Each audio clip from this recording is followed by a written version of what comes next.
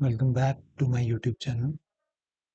Today's topic is settlement of international dispute. Starting with the introduction of the topic. The international settlement of dispute is the process of resolving conflicts between nations through peaceful means, emphasizing diplomacy, mediation, arbitration, and adherence to international law. It plays a vital role in maintaining global peace and cooperation by avoiding violence and fostering constructive dialogue among nations. So, the Manila Declaration on the Peaceful Settlement of International Dispute was one of the significant international documents which was adopted by the UN General Assembly in 1982 during the the Sea Conference in Manila, Philippines. The declaration emphasized the importance of settling disputes between state exclusively through peaceful means. तो जो main provisions हैं regarding peaceful settlement are number one is the UN charter which can be said to be the grand norm of this whole idea. It says this provision mandates that all members shall settle their international dispute using peaceful means, ensuring the preservation of international peace and security and justice. It serves as a fundamental tenet guiding states to pursue diplomatic resolution over aggressive actions. Like I said कि ये एक basic law है जिसके basis पे और laws बने हैं. Chapter 2 इसके बाद आता है chapter 6 of the UN charter which includes Article 33 through 45, which focuses on promoting the peaceful dispute resolution through diplomatic means, while also outlining the role of Security Council in taking measures to maintain international peace and security. So, Chapter 6 के अंदर basically peaceful dispute resolution के means they रखे हैं और security council का भी role जो है आर्टिकल 33 टू 38 जो है वो मेनली बात करता है पीसफुल डिस्प्यूट रेजोल्यूशन की और इसके बाद के आर्टिकल्स 45 तक बात करते हैं सिक्योरिटी काउंसिल के रोल की in maintaining the peace and security. Starting with article 33. Article 33 lists various methods for pacific settlement of dispute, and that includes negotiation, inquiry, mediation, conciliation, arbitration, judicial settlements, resort to regional agencies or arrangement or other peaceful means. Article 34 कहता है कि it empowers the UN to mediate and or provide technical assistance in dispute settlement upon the request of parties involved. Article 35 allows any state to bring a dispute to a Security Council or General Assembly's attention, which may then make the recommendation for resolution. Article 36 authorise करता है security council को to recommend procedures or methods of adjustment when a dispute endangers international peace or security. The council may also suggest referring legal disputes to ICJ. Article 37 का establish करता है कि if the party fails to settle a dispute by peaceful means under Article 33, which was this, they shall refer it to Security Council. The council may take action under Article 36, which was this, or recommend appropriate terms of settlement. Article 38 कहता है कि the Security Council parties के request पे recommendations दे सकते हैं regarding peaceful settlement of dispute. Now moving on with the main topic, which was peaceful method of dispute settlement. जैसा कि article 33 की जो लिस्ट में दे रखा है वो उन्हीं सारे मीन्स को एक्सप्लेन किया है यहाँ पे. पहला आता है नेगोशिएशन. नेगोशिएशन बेसिकली होता है जब दो पार्टीज आपस में बैठ के डिस्कस करती हैं। फॉर एग्जांपल जैसे आप दुकान पे कुछ लेने जाते हो तो आप मोल भाव करते हो, तो वो एक नेगोशिएशन का एग्जांपल है। ऐसे ही इंटरनेशनल लेवल पे भी डिप्लोमेटिक डिप्लोमेट्स होते हैं, वो आपस में नेगोशिएट करते हैं। तो negotiation, the disputing states directly engage in discussions to resolve the dispute peacefully. Political representatives of involved countries participate in the negotiation process without the involvement of third parties. Now, this part is important, without the involvement of third parties, because आगे आएंगे mediation में तो उसमें third party का role रहता है। Second is good office. Good office से पहले मीडिएशन कर लेना चाहिए मुझे लगता है। तो मीडिएशन में क्या होता है, थर्ड, जैसे ही नेगोशिएशन में दो पार्टीज होती हैं, यहाँ पे एक थर्ड पार्टी आती है which participates in the discussion and offer suggestions to settle the dispute. The mediator encourages compromise between parties rather than strict adherence to legal position. Basically third person कोई आ जाता है दो लोग की लड़ाई के बीच में, और वो कहता है कि दोनों लोग थोड़ा थोड़ा कॉम्प्रोमाइज करके आगे बढ़ो। इंटरनेशनल लॉ में इसका एग्जांपल है आपका ओस्लो अकॉर्ड, जो कि 1993 में साइन हुआ था, और ये एक हिस्टोरिक पीस एग्रीमेंट था जिससे आपका पैलेस्टीनियन सेल्फ गवर्नमेंट स्टैब्लिश हुई थी, और ये नॉर्वे ने फैसिलिटेट कराया था between Israel and Palestine, Palestine liberation organisation. So ये एक उसका एग्जांपल है। मीडिएशन के बाद आता है inquiry. Inquiry is a commission of investigators examining the facts of the dispute, including legal and factual aspects. The goal is to shed lights on the root cause of the dispute. तो inquiry एक तरीके का, जैसे investigators होते हैं, वो जाके check करते हैं कि कोई बात अगर कही जा रही है तो वो सही है, उसके लीगल एस्पेक्ट्स, उसके फैक्चुअल एस्पेक्ट्स क्या हैं। जैसे कि 2002 में international atomic energy agency IAEA ने एक इंक्वायरी कंडक्ट करी थी नॉर्थ कोरिया के न्यूक्लियर प्रोग्राम को लेके।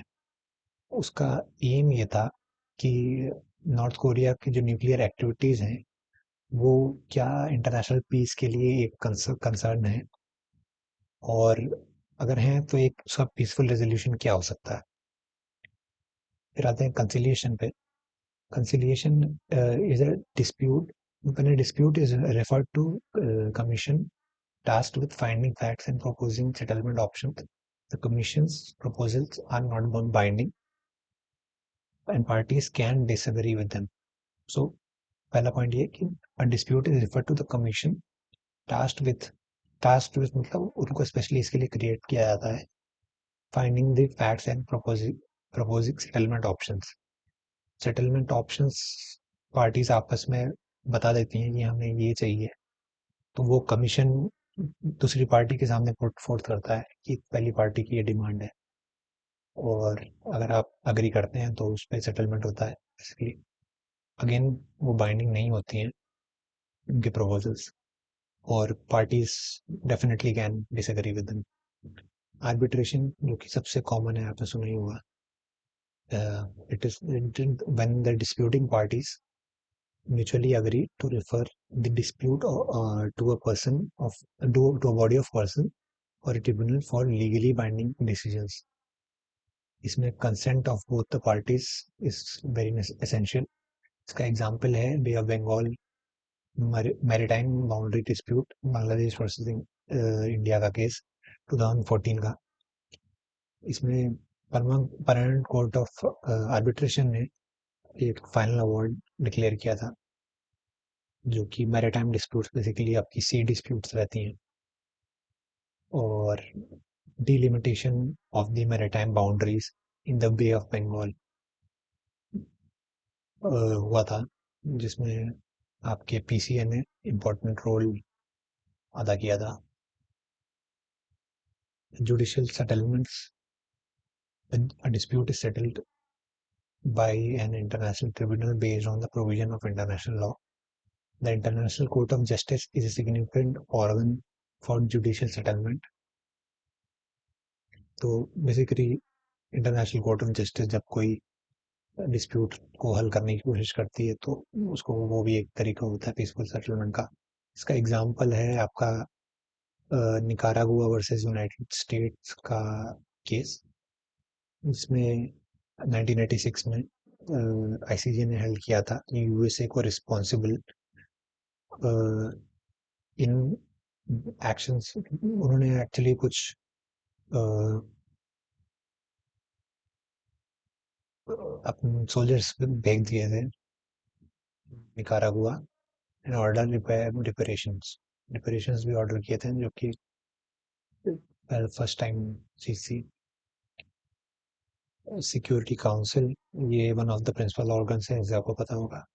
ये भी डिस्प्यूट रेजोल्यूशन को के अंदर एक बड़ा पार्ट प्ले करता है।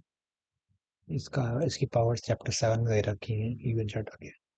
Then comes general assembly as another principal organ of the United Nations. The General Assembly has power to discuss and suggest better methods for the peaceful settlement of the international disputes. तो वो भी suggest कर सकती है general assembly. Basically एक तरीके से सारी कंट्रीज आके एक मींस आपको सजेस्ट करती हैं पीसफुल डिस्प्यूट का।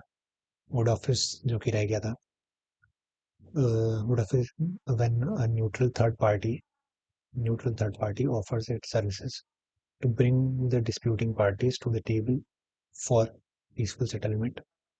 However, the third party does not provide suggestions or participates in the actual meetings, negotiation meetings.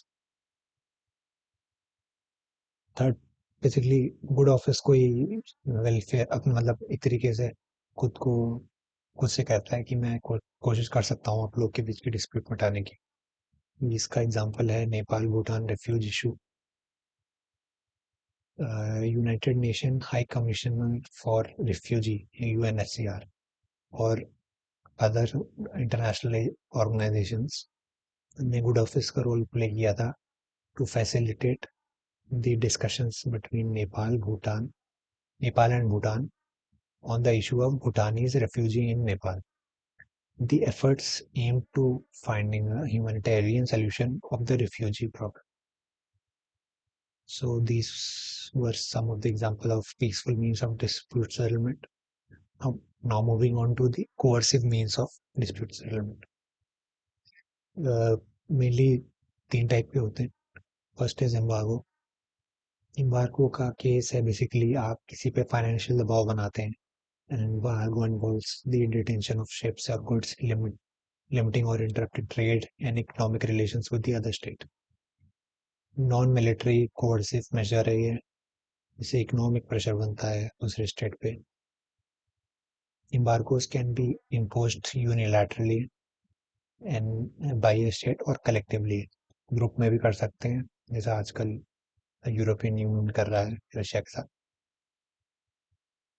और इसका एग्जांपल लाइक आई सेड कि जब रशिया यूक्रेन की वॉर हुई थी तो कई सारी कंट्रीज ने एम्बार्गो लगाना चालू कर दिया था। इसमें यूरोपियन यूनियन की कंट्रीज तो ऑब्वियसली रहेंगी।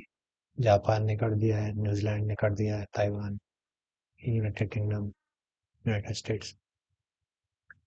बेसिकली इसमें banks, oil refineries, military exports और भी जिससे भी फाइनेंशियल एक्सचेंजेस होते हैं कंट्रीज के बीच में, उस पर रोक लग जाती है। No blockade. Blockade is the use of warships or other means to prevent the ingress or egress of vessels to a nation's coast. When applied during peacetime, it is known as the Pacific Blockade. However, after the creation of United Nations, the use of Pacific Blockade has become is generally considered as illegal as it may threaten peace and security. Blockade एक तरीके का आपकी vessels जो हैं उनको ships जो हैं वो एक कंट्री के एक फॉर एग्जांपल ये एक कंट्री है और आप जैसे ये ह्यूमन मिसाइल क्राइसिस में हुआ था, ये यूनाइटेड स्टेट था, क्यूबा यहाँ पे थी और इसने यूएसएसआर से वो कांटेक्ट करने की कोशिश कर रही थी जो कि यहाँ पे कहीं था बाहर साइड। उसने यहाँ पे अपनी वेसल्स डिप्लॉय कर दी थी। In the United nation United states established a naval blockade around Cuba to prevent Soviet Union from delivering nuclear missiles to the island. The blockade aimed to force the Soviet Union to withdraw its missile and avoid a potential nuclear conflict, जो कि एक काफी popular case रहा है. Third is intervention. Intervention is a coercive measure where one state interferes in the affairs of another state, alter or maintain the existing situation. Basically जो भी आज तक यूनाइटेड स्टेट्स करता आया है यहाँ पे आपके मिडिल ईस्ट के कंट्रीज के साथ, इसको इंटरवेंशन कहते हैं. It can be categorized into internal, external, punitive. External intervention involves the interference of a state in the internal states of another state. Intervention is generally discouraged under international law to respect the principle of state sovereignty and peaceful settlement of dispute. Generally इसको promote नहीं किया जाता है, but United states है 2003 में उसने Iraq पे intervene किया था सद्दाम हुसैन के रेजिम को खत्म करने के लिए, और the intervention aimed to bring about regime change and address regional security concerns. So these were the coercive methods of dispute settlement. So हमने डिस्कस किया इंट्रोडक्शन, मनीला डिक्लेरेशन के अंदर जो दिया गया है कि प्रोविजंस यूएन चार्टर के अंदर दिए गए हैं, उस आर्टिकल 33 में जो मीन्स दे रखे हैं पीसफुल के, वो डिस्कस किए, एग्जांपल्स डिस्कस किए, and again coercive method of dispute settlement किया. So if you like the video, do like, share and subscribe. Thank you.